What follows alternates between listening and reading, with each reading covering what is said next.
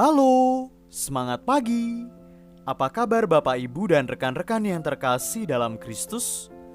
Semoga karena kasih Allah, anugerah kesehatan dan kegembiraan senantiasa bersama kita dan keluarga kita di rumah. Hari ini Jumat 30 September 2022, peringatan wajib Santo Hieronymus, Imam dan Pujangga Gereja dalam Pekan Biasa ke-26, Tahun Liturgi C2. Kita akan mendengarkan sabda Tuhan dari Injil Suci menurut Lukas, bab 10, ayat 13 sampai dengan 16. Sekali peristiwa Yesus bersabda, "Celakalah engkau Korazim, celakalah engkau Betsaida, sebab seandainya di Tirus dan Sidon terjadi mukjizat-mukjizat yang telah terjadi di tengah-tengahmu, sudah lama mereka bertobat dan berkabung. Maka pada waktu penghakiman, tanggungan Tirus dan Sidon akan lebih ringan daripada tanggunganmu. Dan engkau, Kapernaum, apakah engkau akan dinaikkan sampai ke langit? Tidak, engkau akan diturunkan sampai ke dunia orang mati. Barang siapa mendengarkan kalian, ia mendengarkan Daku. Dan barang siapa menolak kalian, ia menolak Aku. Dan barang siapa menolak Aku, ia menolak Dia yang mengutus Aku." Demikianlah sabda Tuhan. Terpujilah Kristus. Bapak, Ibu, dan rekan-rekan yang terkasih, karena pewartaan Injil adalah sabda Allah, hendaknya jangan diperlakukan sebagai pesan manusiawi belaka, seperti sebuah pilihan, ambil atau tinggalkan. Ada akibat besar bagi mereka yang dengan sengaja menutup telinga dan hati terhadap pewartaan kerajaan Allah. Tuhan Yesus membuat perbandingan dramatis bagi kota-kota yang keras kepala di Galilea, yang justru menjadi pusat pewartaannya. Korazim dan Betsaida tidak akan lebih baik daripada Sodom. Kapernaum yang merasa berbangga diri karena dianggap markas besar dalam tanda kutip Tuhan Yesus dan para murid di Galilea. Justru mereka sama sekali tidak mengambil bagian, mengambil pelajaran dari warisan Yahudi yang disiapkan untuk kedatangan Mesias. Tirus dan Sidon, kota-kota yang tidak mengenal Allah Yahweh, justru akan mampu membaca tanda-tanda yang tidak dilihat oleh kota Kapernaum. Tuhan Yesus mengingatkan kembali dimensi terdalam dari perutusan ini, yakni para murid pertama-tama diutus mewartakan karya keselamatan Tuhan Yesus dan kerajaan Allah kepada segala bangsa. Bapak, Ibu, dan rekan-rekan yang terkasih, Allah itu maha bijak dan mengenal segala peristiwa. Tuhan Yesus mengajarkan makna hidup dan berkehendak semua orang diselamatkan. Ia selalu lemah lembut dan tergerak hatinya terhadap orang kecil dan menderita. Namun, Tuhan Yesus memberi teguran keras bagi mereka yang sombong dan menutup hati untuk kerahiman Allah. Santo Hieronymus yang kita peringati hari ini mengajarkan kita untuk mencintai kitab suci, karena barang siapa tidak mengenal kitab suci berarti tidak mengenal Kristus. Hanya dengan membaca kitab suci, kita dapat mengetahui kehendak Allah yang benar dalam hidup kita. Semoga Roh Kudus senantiasa membimbing hidup kita pada iman yang teguh dan benar sesuai dengan kehendak Allah, sehingga kita mampu menjadi pewarta kasih Allah bagi sesama manusia. Berkat Tuhan senantiasa menyertai kita dan keluarga kita. Bapak, Ibu, dan rekan-rekan yang terkasih dalam Kristus, Marilah kita bersatu dalam doa.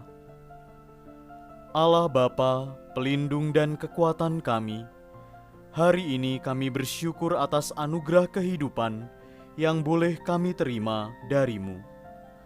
Walau kami ini terlalu hina, tapi Engkau mencintai kami dengan kasih yang berlimpah.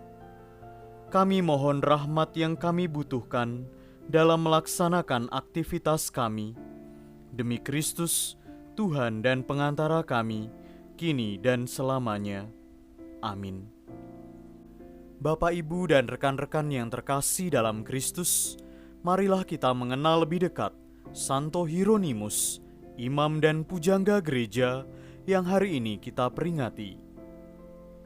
Eusebius Hieronymus Sophronius lahir di Stridon, Dalmatia pada tahun 342.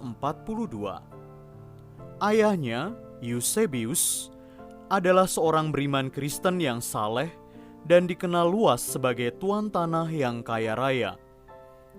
Ia mendidik Hieronymus sesuai dengan kebiasaan-kebiasaan hidup Kristiani dan kebiasaan kerja keras. Ketika Hieronymus berusia 12 tahun, ia mengutusnya ke Roma untuk belajar ilmu hukum dan filsafat. Studinya berjalan lancar, hanya cara hidupnya tidak tertib karena pengaruh kehidupan moral orang Roma yang tidak terpuji pada masa itu.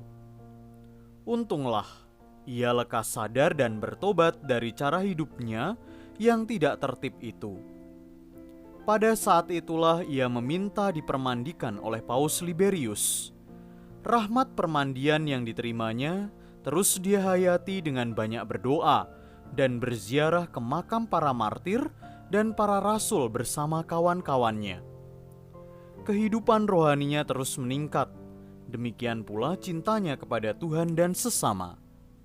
Pada tahun 370, ia berangkat ke kota Aquileia dan tinggal di sana beberapa lama untuk mendapat bimbingan dari Valerianus, seorang uskup yang saleh. Dari sana ia pindah ke kota Antioquia dan menjalani hidup bertapa di padang gurun Cakis di luar kota Antioquia. 4 tahun lamanya ia hidup di dalam kesunyian padang gurun untuk belajar dan meningkatkan hidup rohaninya dengan doa dan puasa. Di bawah bimbingan seorang rabi, ia belajar bahasa Yunani dan Ibrani. Berkat kemajuan hidup rohaninya yang besar, ia dianggap layak untuk ditahbiskan menjadi imam. Peristiwa itu terjadi di Antioquia pada tahun 379. Setelah menjadi imam, Hieronymus pergi ke Konstantinopel karena tertarik pada cara hidup Santo Gregorius dari Nazianze. Ia memperoleh banyak pengalaman dari Gregorius bagi peningkatan hidupnya. Hieronymus kemudian berangkat ke Roma, dan di sana ia menjadi sekretaris pribadi Paus Damasus yang menduduki tahta suci dari tahun 366 sampai 384. Karena pengetahuannya yang luas dan mendalam tentang kitab suci dan kecakapannya dalam bahasa Latin, Yunani, dan Ibrani, Hieronymus ditugaskan oleh Paus Damasus untuk membuat terjemahan baru atas seluruh isi Alkitab dari bahasa Yunani dan Ibrani ke dalam bahasa Latin. Untuk menunaikan tugas suci itu, ia pindah ke Bethlehem, tempat kelahiran Tuhan Yesus. Ia tinggal di sana selama 30 tahun untuk bekerja, belajar, dan bersemadi. Perjanjian Lama diterjemahkannya dari bahasa Ibrani dan Aramik ke dalam bahasa Latin, sedangkan Perjanjian Baru diterjemahkannya dari bahasa Yunani ke dalam bahasa Latin. Hasil terjemahannya sangat baik dan disukai banyak orang. Oleh karena itu, terjemahannya disebut Vulgata, yang berarti populer, dan sampai kini masih dianggap sebagai terjemahan yang resmi dan sah oleh gereja. Selain terkenal luas karena hasil terjemahannya, Hieronymus juga dikenal luas sebagai seorang pembela iman dari berbagai aliran bid'ah dan pembimbing rohani. Dari segala penjuru, datanglah banyak orang untuk mendapatkan bimbingannya dalam berbagai masalah ketuhanan dan kitab suci. Di Bethlehem, Hieronymus mendirikan 2 buah biara dan memimpinnya selama berada di Bethlehem. 1 dari 2 biara itu diperuntukkan bagi para biarawati di bawah pimpinan Santa Paula dan kelak oleh Santa Eustasia. 2 biara itu kemudian dibakar oleh para pengikut bid'ah Pelagianisme. Kendati pun tertimpa kesedihan besar, Hieronymus terus giat menulis dan mengajar hingga wafatnya pada tahun 420. Ia dinyatakan oleh gereja sebagai orang kudus, sekaligus sebagai seorang pujangga gereja yang besar.